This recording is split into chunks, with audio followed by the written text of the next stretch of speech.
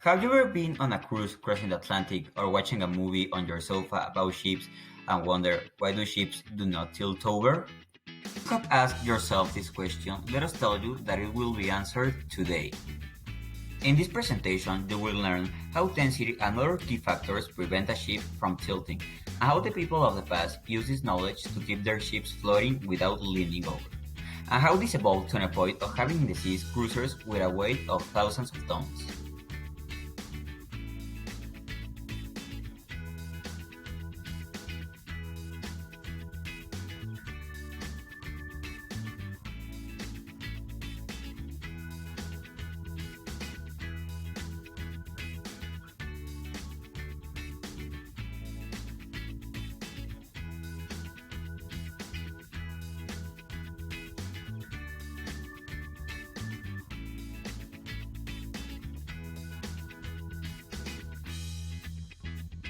Before explaining why a ship does not tip over, we need to explain why they float in the first place.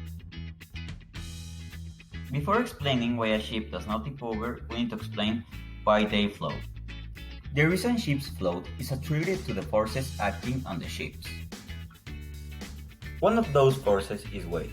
Weight is the one pulling it down, and that is balanced by the buoyancy, which is pushing it up.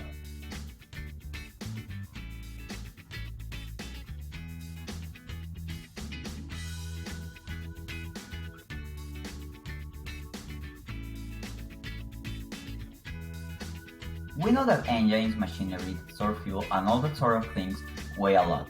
And if we add the weight of cabins and passenger spaces, like theaters, which are in their majority just air, it causes the effect of dragging the center of gravity downwards, placing it towards the bottom half of the ship.